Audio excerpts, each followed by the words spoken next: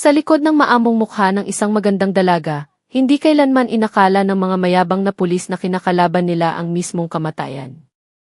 Ang isang iligal na checkpoint, panggigipit, at sa pilitang pagkumpiska ng motor ay biglang naging isang bangungot ng mabunyag ang tunay na pagkatao ng dalaga, isang general ng Special Forces. Sa loob lamang ng ilang oras, ang kanilang kayabangan ay gumuho, ang kanilang mga karera ay nawasak, at ang hustisya ay bumagsak na kasinlakas ng kidlat. Hindi lamang ito isang ganti, ito ay isang babala.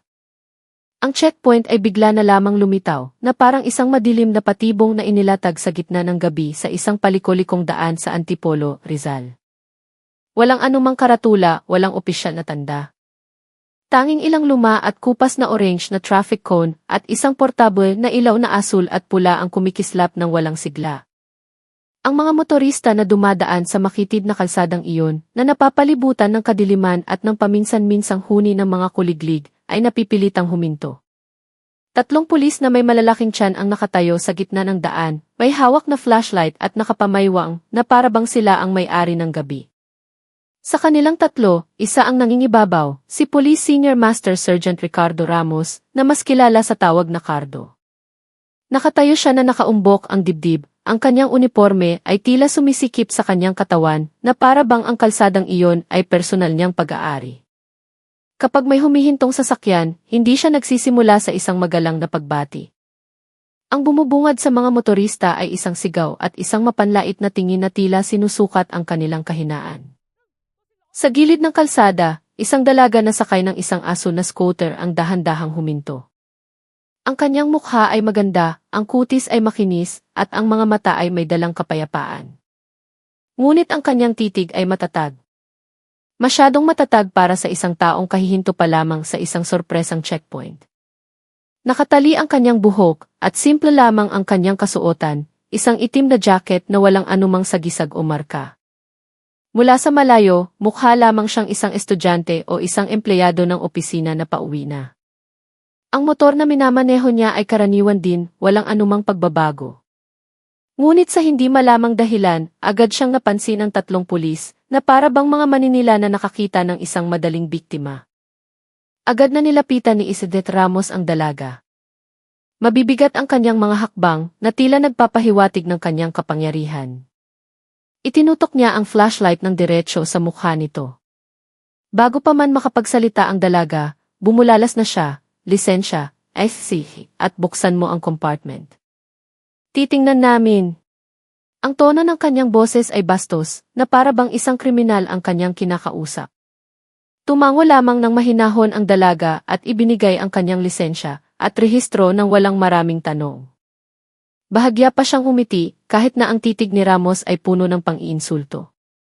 Binuksan ni Ramos ang mga dokumento at kumunot ang noo.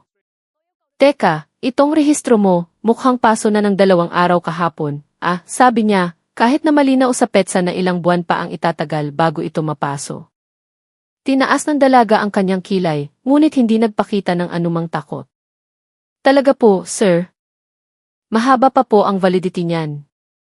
Pakitingnan niyo na lang po ulit. Magalang ang kanyang pananalita, ngunit ang kanyang titig ay hindi nagpapakita ng kaba na karaniwang nakikita sa mga biktima ng iligal na checkpoint. Dahil sa kanyang kalmadong reaksyon, lumapit ang 2 kasamahan ni Ramos, sina Police Staff Sergeant Julio Santos at Police Corporal Miggy Gomez. Aba, mukhang palaban to, bulong ni Santos na may kasamang tawa. Karaniwan, yung mga magagandang ganito, kapag dinala sa presinto, bumibigay agad. Sumabay sa pagtawa si Gomez, isang tawa na nagbigay ng maruming kulay sa tahimik na gabi at sumugat sa pasensya ng sinumang makakarinig. Isinara ni Ramos ng malakas ang mga dokumento at nag-cruise ng mga braso. Ganito na lang, miss. Para hindi na tayo magtagal, para hindi na namin dalhin ang motor mo sa opisina, magbabayad ka pa ng multa, dadaan sa korte, at kung ano-ano pa. Mas mabuti pang magbigay ka na lang ng pangmeryenda. 500 piso, sapat na. Sinabi niya ito nang may buong kumpiyansa, na para bang iyon ay isang lehitimong proseso ng gobyerno. Huminga ng malalim ang dalaga at nagsalita ng mahinahon. Paumanhin po, sir. Hindi po ako nagbabayad ng hindi ko obligasyon. Kumpleto po ang lisensya at rehistro ko, at standard po ang motor ko. Kung mayroon po akong nilabag, pakisulat na lang po sa tiket ng paglabag. Ang mga salitang iyon ay nagdulot ng biglaang katahimikan. Ibinaba ni Ramos ang kanyang ulo at tinitigan ang dalaga ng malapitan, na para bang sinusuri kung ito ba ay nagpapakatapang lamang o sadyang walang muwang. Biglang humakbang si Santos at hinawakan ng marahas ang manibela ng motor ng dalaga. Ang tapang mo naman. Kung sinabi naming may violation ka, mayroon. Sino ka ba sa akala mo? Sabi niya habang bahagyang itinutulak ang motor paatras. Nanatiling tahimik ang dalaga. Hindi siya lumaban. Tinitingnan lamang niya sila ng isang titig na mahirap basahin. Hindi ito takot, hindi rin galit. Tila isang taong nagbibigay ng huling pagkakataon bago may mangyaring hindi nila inaasahan. Si Gomez, na may boses na nagpapanggap na may otoridad, ay nagsalita, "Hay nako, Cardo. Dalhin na lang natin yang motor para magtanda. Mga bata ngayon, akala mo kung sinong idealistiko." Pagkatapos ay binuksan niya ang compartment ng motor nang walang pahintulot, hinalughog ito ng walang ingat, at isinara ng malakas. Hindi pa rin kumikibo ang dalaga, ngunit kapansin-pansin ang bahagyang pagbigat ng kanyang paghinga. Tiningnan niya ang tatlong pulis isa-isa, na para bang kinakalkula kung ilang segundo ang kailangan niya para baligtarin ang sitwasyon. Ngunit patuloy pa rin siyang nagtimpi. "Sir, motor ko po iyan. Wala po kayong karapatang kumpiskahin iyan ng walang sapat na basehan," sabi niya, nananatiling kalmado ang tono. Lumapit si Ramos at tinitigan ang dalaga sa napakalapit na distansya. Halos magdikit na ang kanilang mga mukha. "Miss, sa kalsadang ito, kami ang batas. Kaya sumunod ka na lang sa gusto namin kung ayaw mong mahirapan." "Naiintindihan mo," sabi niya na may kasamang mapanuyang ngiti. Sa loob lamang ng ilang segundo at walang ibinibigay na pagkakataon, binuhat ng dalawang pulis ang scooter ng dalaga at inilipat ito sa gilid ng kalsada. "Kumpiskado na to. Sumama ka sa amin sa presinto. Kung ayaw mo, ipapataon na lang namin to bukas," sabi ni Santos habang tinatapik ang motor na parang isang tropeo. Ang ibang mga motorista ay nakatingin lamang, ngunit walang nangahas na makialam. Alam nilang may mali sa checkpoint na iyon. Ngunit sino nga ba ang lalaban sa mga pulis na nakauniforme? Ang dalaga ay nanatiling nakatayo ng walang reaksyon. Tinitingnan lamang niya ang kanyang minamahal na motor na ngayon ay kinuha ng walang anumang legal na batayan. Si Ramos ay ngumisi ng may kasiyahan. "Maganda ka sana, pero matigas ang ulo. Kung sumunod ka lang kanina, hindi sana ganito. Halika na." Hinawakan niya ang braso ng dalaga. Bagamat hindi masyadong mahigpit, halata pa rin ang kayabangan at pambabastos sa kanyang kilos. Tiningnan ng dalaga ang kamay ni Ramos sa kanyang braso, pagkatapos ay ang mukha nito. Ang kislap sa kanyang mga mata ay nagbago. Ang kalmadong anyo ay nawala. Ang lumitaw ay isang malamig na katatagan. Isang uri ng aura na nagdulot ng biglaang pagkabalisa kina Santos at Gomez, kahit hindi nila alam kung bakit. "Sir," sabi niya ng mahina. Ang boses niya ay mababa ngunit puno ng babala. "Alisin niyo po ang kamay ninyo.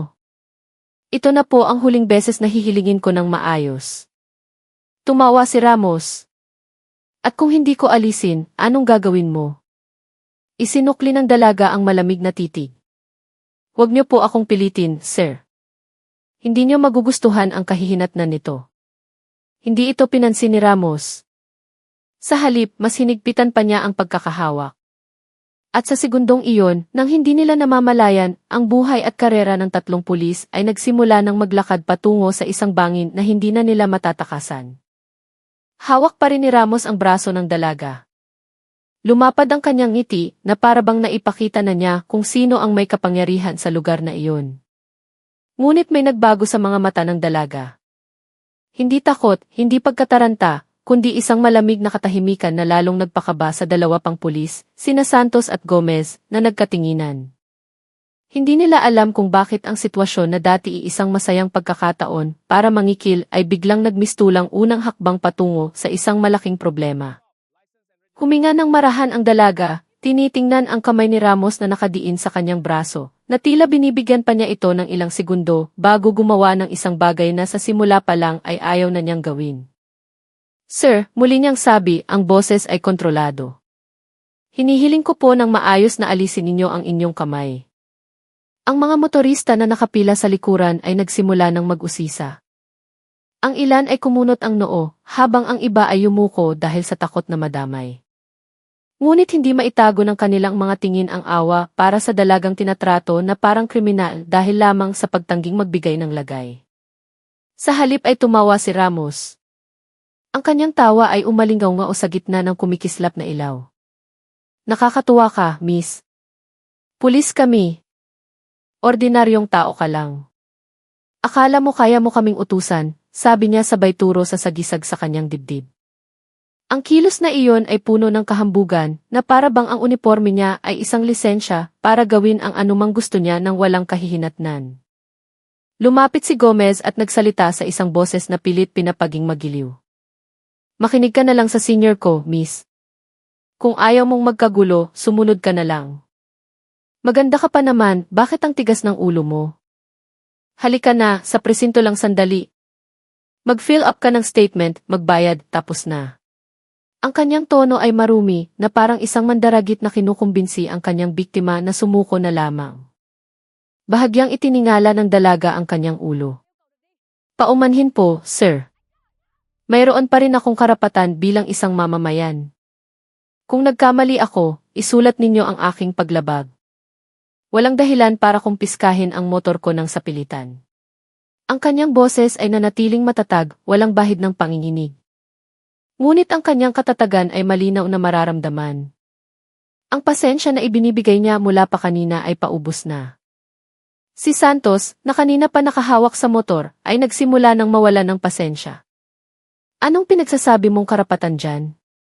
Binibigyan ka na namin ng magandang opsyon, nagmamatigas ka pa. Kumpiskado na itong motor.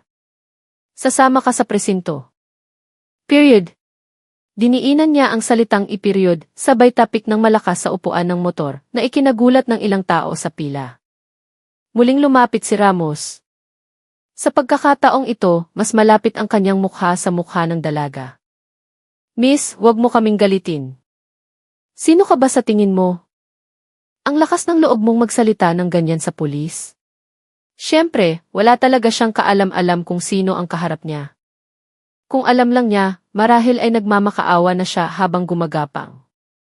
Uminit na ang sitwasyon nang biglang humigpit pa ang hawak ni Ramos na para bang ipinapakita na siya ang may kontrol sa lahat.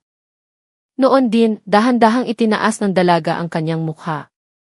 Tumingin siya ng diretso sa mga mata ni Ramos. Ang kanyang titig ay hindi galit, hindi balisa, kundi sobrang kalmado. Parang isang taong nagbibilang kung kailan dapat gamitin ang lehitimong pagtatanggol sa sarili.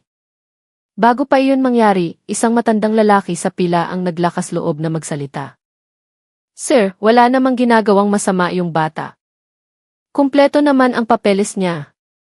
Opisyal po ba itong checkpoint? Bakit po walang sinboard? Nanginginig ang kanyang boses, ngunit ang kanyang tapang ay nagbigay inspirasyon sa ibang motorista na tahimik na sumang-ayon. Agad na lumingon si Ramos at sinigawan ito. Kung gusto mong makialam, isasama na rin kita. Ang sigaw na iyon ay muling nagpatahimik sa pila. Pinili na lang nilang manahimik kahit alam nilang kawalan ng katarungan ang nangyayari. Ang kinakapitan ng mga pulis na ito ay iisa lang, ang takot ng mga mamamayan. Tiningnan ng dalaga si Ramos na sumisigaw sa matanda at pagkatapos ay ibinalik ang tingin sa kamay ng pulis na nakahawak pa rin sa kanyang braso. Sir, sabi niya, mahina ngunit matatag. Ayaw kong hinahawakan ako. Nakiusap na po ako ng maayos. Huminga siya ng malalim, sinusubukang iwasan ang paggamit ng anumang puwersa, dahil sa simula pa lang ay ayaw niyang mapahiya ang sinuman kahit na may kapangyarihan siyang gawin ito. Lalo namang yumabang si Ramos. At kung hindi ko alisin, anong gagawin mo, ha? Sisigaw ka. Sino bang may kapangyarihan dito? Mas diniinan pa niya ang pagkakahawak. Sapat na para mapapikit ng bahagya ang dalaga, hindi dahil sa sakit, kundi dahil sa pasensyang tuluyan ng naubos. Sa puntong iyon, sina Santos at Gomez ay naghihintay na lamang sa susunod na mangyayari na parang dalawang alipores na sumusuporta sa kanilang leader. Sa wakas, yumuko ng bahagya ang dalaga. Hindi para sumuko, kundi para bigyan ang sarili ng isang sandali. Sige po, sir, mahina niyang sabi. Kung iyan po ang pinili ninyo, kikilos na po ako para sa aking kaligtasan. Humalakhak ng malakas si Ramos sa pag-aakalang sumusuko na ang dalaga. Ngunit nagkamali siya, malaking malaki. Sa loob ng wala pang isang segundo, bahagyan niyang ipinihit ang kanyang katawan at iwinaksi ang kamay ni Ramos sa isang mabilis, ngunit hindi mapanirang galaw. Agad na bumitaw ang kamay ni Ramos. Bagamat halatang pinigilan ng dalaga ang kanyang lakas para hindi makasakit, ang kilos ay malinis, tumpak at pulido, na parang resulta ng maraming taon ng pagsasanay. Nagulat ng husto si Ramos. Napaatras siya ng kalahating hakbang, halos mawala ng balanse. Anong ginagawa mo? Sigaw niya. Hahakbang sana si Santos para hawakan ang dalaga, ngunit itinaas na nito ang kanyang kamay nang hindi siya sinasaling. Hinihiling kong umurong kayong lahat, sabi niya, kalmado ngunit malakas. Ayaw kong may masaktan. Sinabi ko na sa simula, huwag niyo akong pilitin. Ang tono ng kanyang boses ay tuluyang nagbago. Hindi na ito boses ng isang ordinaryong mamamayan, kundi boses ng isang commander na hindi sinasadyang lumabas. Kinilabutan si Gomez nang hindi niya alam kung bakit. Nagsitayuan ang kanyang mga balahibo. Ang titig ng dalaga ay hindi nagbago, ngunit ang aurang nagmumula sa kanya ay ibang-iba na. Isang aura na taglay lamang ng isang taong sanay sa mga mapanganib na sitwasyon at alam kung paano kontrolin ang lahat. Ngunit si Ramos, dahil sa kanyang ego at sa huwad na pakiramdam ng kapangyarihan, ay hindi nakuha ang babala. Napakalakas ng loob mong manakit ng pulis. Tapos ka na. Dadagdagan ko ang kaso mo, sigaw niya habang sumusugod muli, kahit na ang boses niya ay hindi na gaanong sigurado. Hindi na tinag ang dalaga, tinititigan lamang siya. Wala po akong sinasaktan, sir. Pinapalaya ko lang po ang sarili ko mula sa isang iligal na kilos. Ang kanyang pananalita ay napaka-formal, napaka-kontrolado, kaya't lalong naghinala ang ibang motorista na hindi siya ordinaryong tao. Ang pag-iisip ng mga pulis na ito ay nilamon na ng kanilang ego.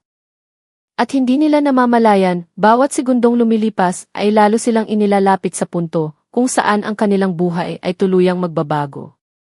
Dahil ang kaharap nila ay hindi isang ordinaryong mamamayan, hindi isang estudyante, hindi isang maliit na empleyado, kundi isang tao na hindi nila kailanman maiisip, isang taong lampas sa kanilang abot tanaw. At ang parusa para sa kanilang kayabangan ay naghihintay na lamang ng tamang oras para bumagsak.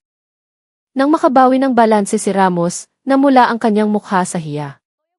Kailanman ay hindi pa siya nakawala sa hawak ng isang maliit na dalaga. Para sa isang lalaking umaasa sa kanyang malaking pangangatawan at maliit na posisyon sa pulisya para magkaroon ng kapangyarihan, ang nangyari ay isang sampal sa kanyang pagkatao. Tumingin siya sa paligid at napansin na ang ilang motorista ay nagsisimula ng magbulungan. Mayroon pang ang nagpipigil ng ngiti ng simpatya para sa dalaga. Nag-apoy ang ego ni Ramos. Hindi niya hahayaang magmukha siyang talunan sa harap ng isang taong itinuturing niyang mababa. Huling babala na to, sigaw niya sabay turo sa mukha ng dalaga. Kapag gumalaw ka pa, pupusasan kita ngayon din. Ang kanyang boses ay umalingaw-ngaw na para bang nawawalan na siya ng kontrol. Ngunit ang mas malinaw na maririnig ay ang nerbiyos na pilit niyang tinatakpan ng pagbabanta. Hindi natakot ang dalaga. Sige po, sir. Pusasan niyo po ako kung sigurado kayong mailigal na basehan kayo. Kalmado niyang sinabi, walang bahid ng paghamon.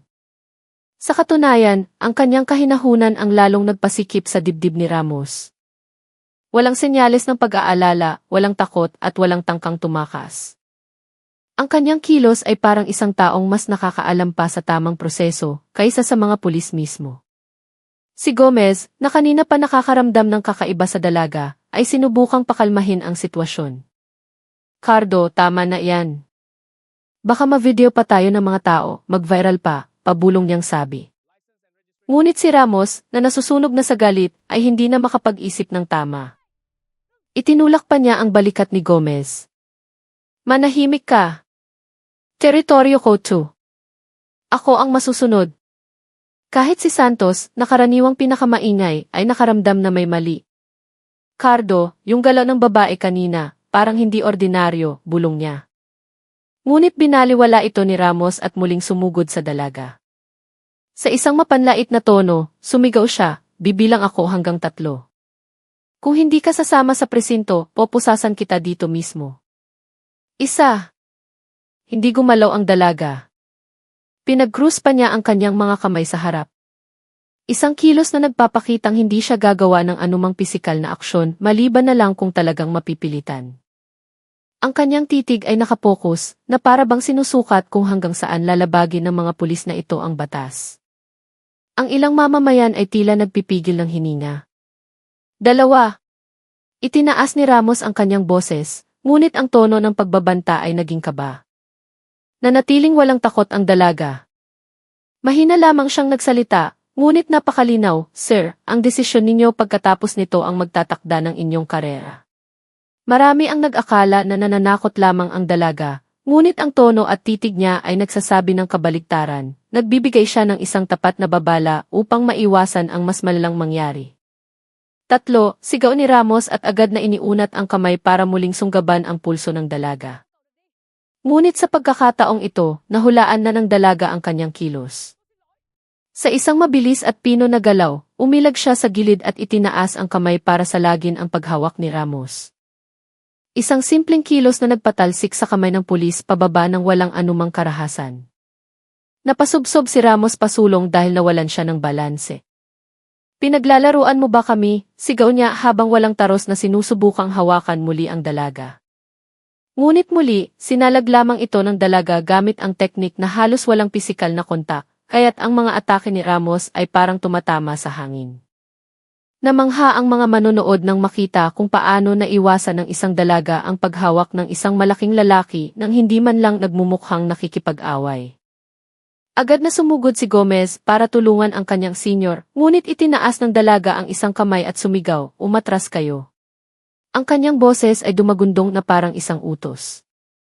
Walang kamalay-malay na natigilan si Gomez at talagang napaatras ng 2 hakbang. Na para bang sinasabi ng kanyang instinct na inuutusan siya ng isang taong hindi lamang mas matapang, kundi mas mataas ang ranggo. Si Santos, na kanina pa naguguluhan, ay nagsimula ng mataranta. Cardo, baliw ka na. Hindi ordinaryo ang babaeng to, bulong niya. Ngunit si Ramos, na nasugatan na ang pride, ay sumagot ng pasigaw. Wala akong pakialam.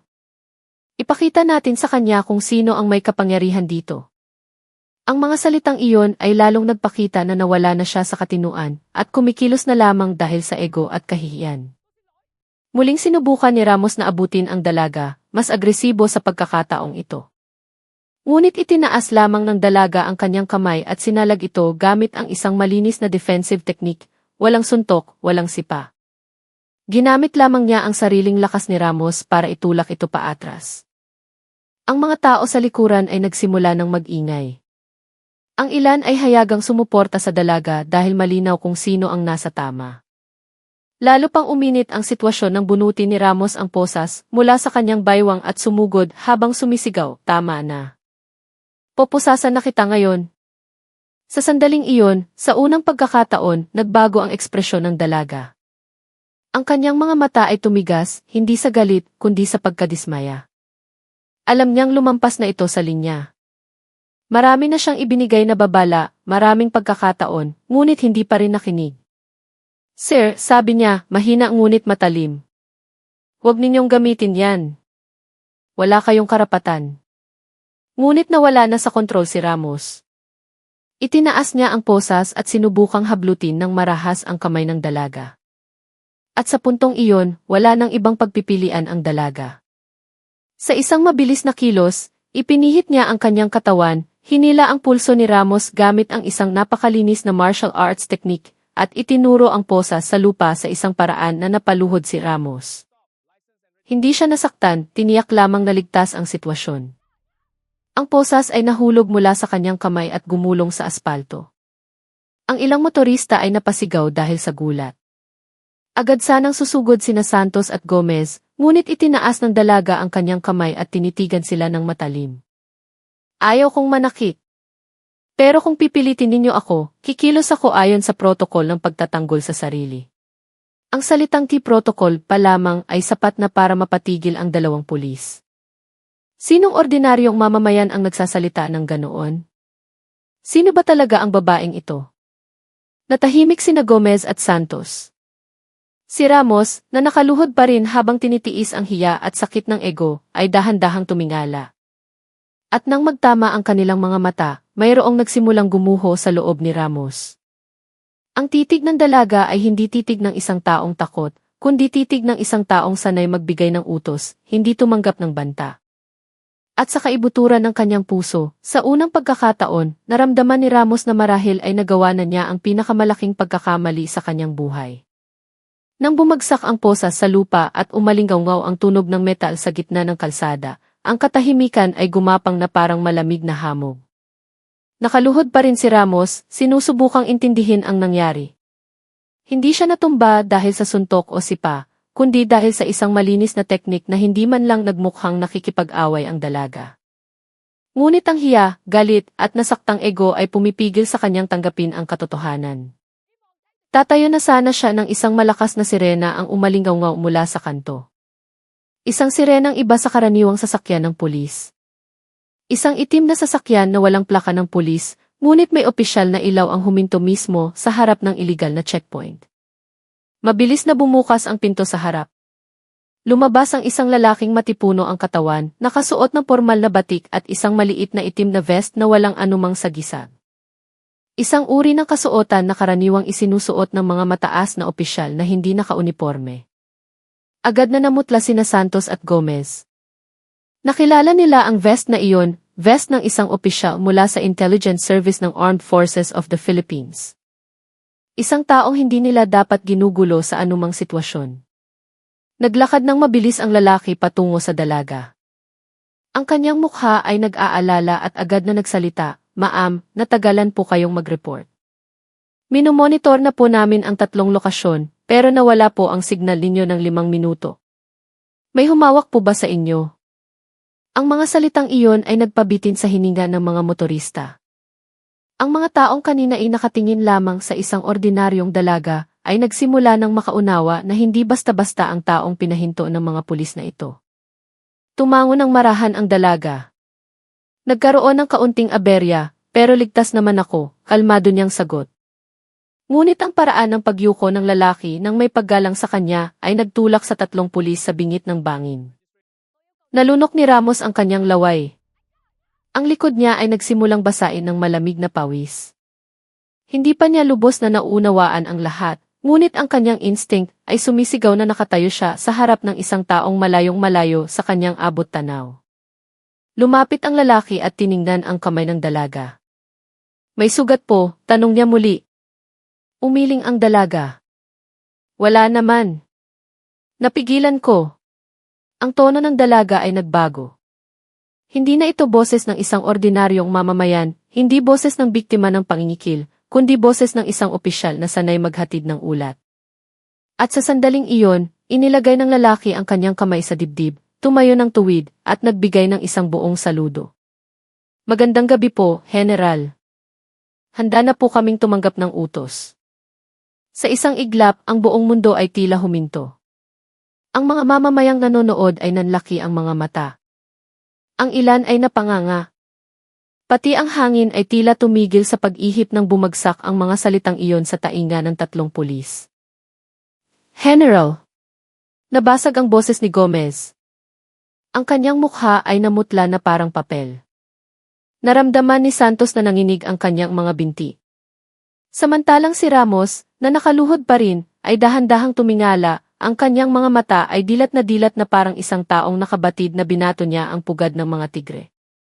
Sa wakas, huminga ng malalim ang dalaga at tinanggal ang kanyang face mask. Ang kanyang mga linya sa mukha ay malinaw na ngayon, matatag, seryoso at may otoridad.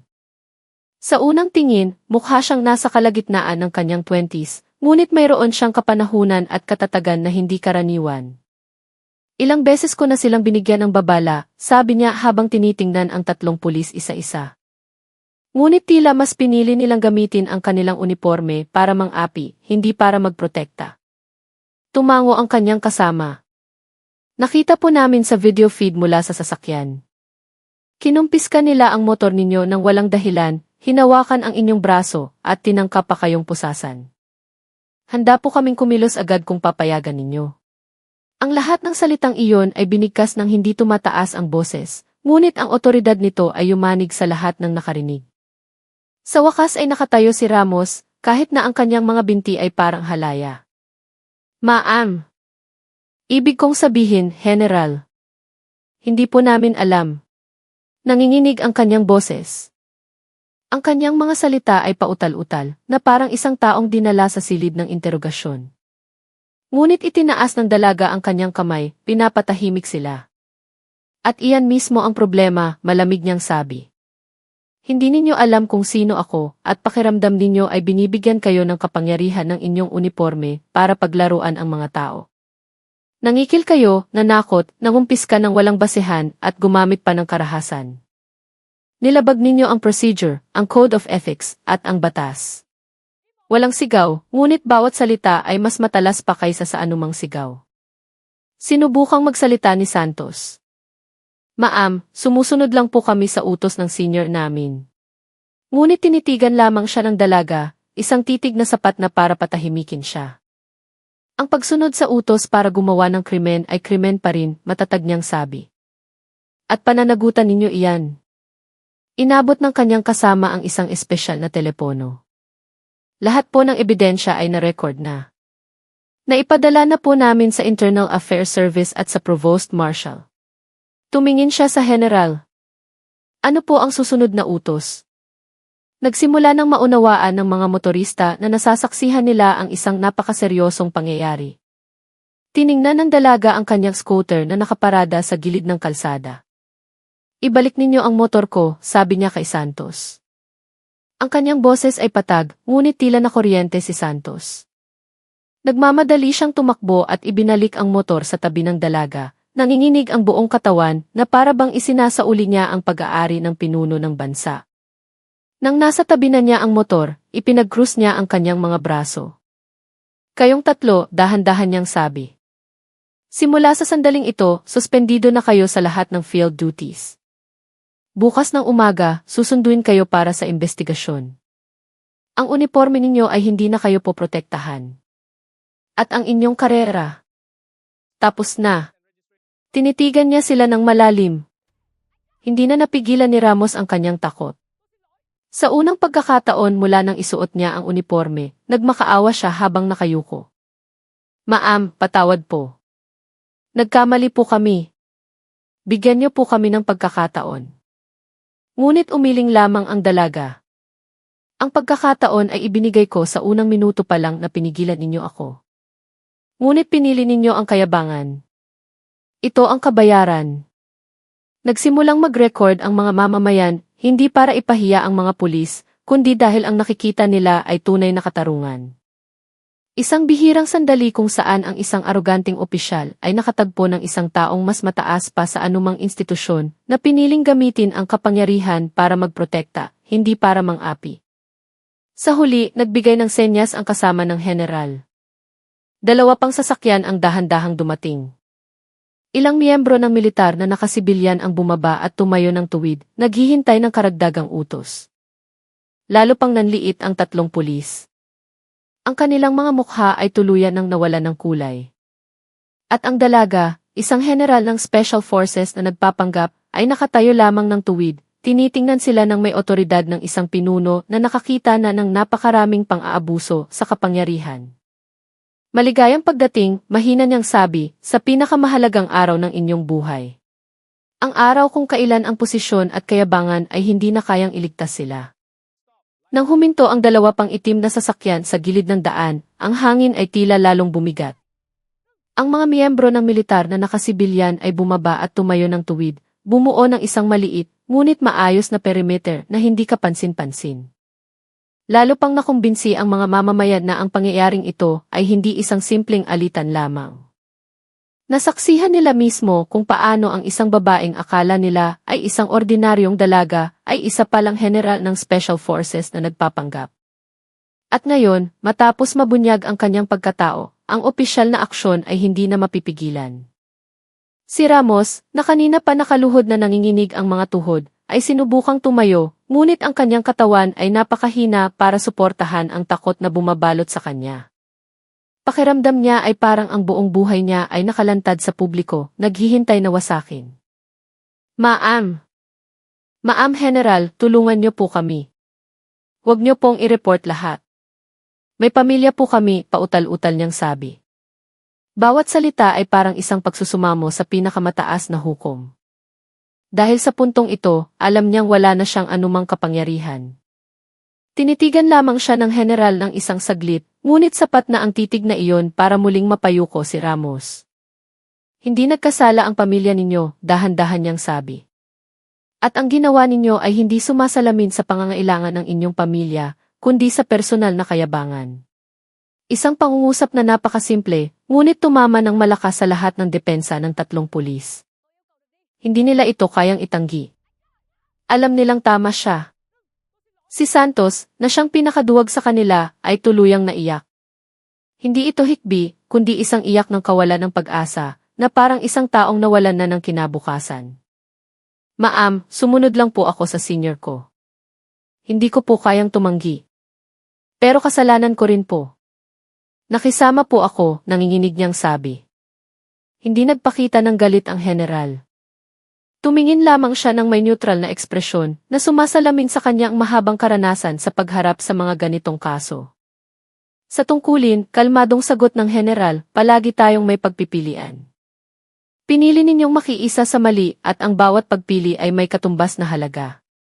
Hindi niya itinaas ang kanyang boses, ngunit ang kanyang katatagan ay nagparamdam na ang lugar na iyon ay isang bukas na silid ng paglilitis. Ang mga motorista na nanonood ay dahan-dahang tumango. Ramdam na makatarungan ang kanyang sinabi. Si Gomez, na mula pa sa simula ay nakayuko, ay sa wakas nagsalita. Ma'am General, bigyan niyo po kami ng pagkakataong magbago. Handa po kaming parusahan, pero huwag niyo pong tapusin ang aming karera. Ang kanyang boses ay paos, puno ng pagsisisi. Ngunit muli, dahan-dahang umiling ang general. Hindi ito isang beses na pagkakamali. Nagsagawa kayo ng iligal na checkpoint sa tatlong magkakaibang lugar sa loob ng 2 linggo. Kumpleto ang ebidensya laban sa inyo, sabi niya sabay turo sa espesyal na teleponong hawak ng kanyang kasama. Napalunok ng malakas si Ramos na narinig pa ng mga taong malapit. Ma'am, patawad po. Pakiramdam ko lang po kasi nirerespeto ako kapag suot ko ang unipormeng to. Hindi ko po namalaya na lumalampas na ako. Ang kanyang boses ay parang isang taong kagigising lang mula sa isang masamang panaginip. Ngumiti lamang ng bahagya ang general. Hindi ito isang mapanuyang ngiti, kundi isang mapait na ngiti mula sa isang taong masyado ng maraming alam tungkol sa totoong mundo. At iyan ang problema, sagot niya. Ang respeto ay hindi nagmumula sa uniforme. Nagmumula ito sa kilos at pag-ugali. Ang mga salitang iyon ay muling nagpatahimik sa lahat. Ang maliit na sirena ng opisyal na sasakyan ay patuloy na kumikislap, ngunit wala ng ibang boses na nangahas na basagin ang katahimikan. Humakbang ng kaunti ang general patungo kay Ramos. Hinawakan ninyo ang braso ko. Pinilit ninyo akong sumama sa isang iligal na outpost. Tinangkan ninyo akong pusasan. Inapin ninyo ang mamamayan para sa pansariling kapakanan. At ginawa ninyo ang lahat ng iyon habang suot ang uniforme ng isang institusyon ng gobyerno. Ang kanyang boses ay mahina ngunit nakamamatay. Pagkatapos ay marahang nagulat ang kanyang kasama. Ma'am, naka-standby na po ang team mula sa Pinpias. Handa na po nilang sunduin ang tatlong ito diretso sa pinakamalapit na headquarters. Tumango ang general. Agad na nanginig ang mga pulis, batid na wala ng atrasan. Wala nang puwang para iligtas ang kanilang mga pangalan. Ngunit hindi doon tumigil ang general. Lumapit siya sa pila ng mga motorista na kanina patahimik na saksi. Mayroon po bang napinsala sa ginawa nila bukod sa akin, tanong niya. Ilang motorista ang nagtaas ng kamay, kasama na ang matandang lalaki na sinigawan kanina dahil sa pagtatangkang ipagtanggol siya. Pinakinggan ng general ang bawat isa, hindi pinuputol, hindi sumasabat. Ang kanyang kilos ay lubos na kaiba sa mga pulis, mapagkumbaba, matyaga, at may paggalang sa mamamayan. Matapos marinig ang lahat, muling hinarap ng general ang 3 pulis. Hindi lang ako ang nilabanan ninyo, sabi niya. Nilabanan ninyo ang taong bayan na dapat ninyong pinoprotektahan. Ang pangungusap na iyon ay ang huling dagok sa kanilang moral. Wala nang dahilan para takasan ang katotohanan. Sa huli, lumingon siya sa kanyang kasama. Procedure A. Isagawa ayon sa tamang proseso, walang special treatment. Simple ang mga salitang iyon, ngunit malinaw ang kahulugan, walang awa. Ngunit lahat ay dadaan sa legal at opisyal na paraan. 2 miyembro ng militar na matitipuno ang katawan ang lumapit. Hindi marahas, kundi may mataas na profesionalismo. Ineskorta nila ang 3 pulis, ang mga kamay ay nasa likod ng walang anumang sobrang puwersa. Habang dahan-dahan silang dinadala patungo sa sasakyan, nagsimulang pumalakpak ng marahan ang mga tao. Isang palakpak na nagmula sa ginhawa, hindi sa panghusga. Isang palakpak na nagsasabing sa araw na iyon, ang hustisya ay hindi lamang bumaba mula sa langit, kundi naglakad mismo sa gitna ng kalsada at ipinagtanggol ang sarili. Nakatayo ang general habang pinagmamasdan sila. Walang pagmamalaki, walang kasiyahan sa kanyang mukha. Tanging isang matatag at bahagyang malungkot na ekspresyon na parang isang taong sawa nang makakita ng mga opisyal na umaabuso sa kanilang kapangyarihan. Sa ilalim ng ilaw ng sirena, hindi lamang siya isang pinuno, kundi isang tagapagtanggol ng bayan. Pinaandar niya ang kanyang motor. Tapusin ang lahat ng ulat, utos niya sa kanyang mga tauhan. Pagkatapos ay tiningnan niya ang mga mamamayan. Salamat sa inyong pasensya. At sa mga salitang iyon, ang general ng Special Forces na kanina iininsulto, kinikilan at kinaladkad ay umalis na sa lugar. Samantalang ang 3 pulis na pakiramdam ay makapangyarihan ay haharap na sa kanilang bagong tadhana, isang tadhanang sila mismo ang nag-imbita. Pagsapit ng umaga, ang himpilan ng pulisya ay nabalot ng tensyon na hindi karaniwan. Ang balita tungkol sa isang general ng army na nahuli sa isang illegal na checkpoint ay kumalat na parang apoy sa loob ng buong puwersa. Ang mga opisyal ng PIP Internal Affairs Service, GIF, ay dumating bago pa man sumikat ang araw. Ang kanilang mga mukha ay seryoso at walang emosyon. Sa isang maliit na silid, nakaupo sina Ramos, Santos at Gomez. Wala na ang kanilang mga uniforme. Nakasuot na lamang sila ng ordinaryong damit na lalong nagpalitaw sa kanilang ordinaryong itsura, wala na ang huwad na otoridad na ibinibigay ng kanilang kasuotan. Si Ramos ay nakayuko, ang kanyang mga kamay ay nanginginig habang nakapatong sa kanyang mga tuhod. Si Santos ay umiiyak ng tahimik sa isang sulok, habang si Gomez ay nakatitig lamang sa kawalan, ang kanyang mukha ay blanko sa pagkabigla. Ang general, na nagpakilalang si Brigadier General Gabriela de la Cruz, ay pumasok sa silid kasama ang isang mataas na opisyal ng I. Simple pa rin ang kanyang suot, ngunit ang kanyang presensya ay nagpuno sa buong silid. Tumayo siya sa harap ng 3. Alam ninyo ba kung ano ang tunay na kasalanan ninyo? Mahinahon niyang tanong. Hindi ito dahil nahuli ninyo ang isang general.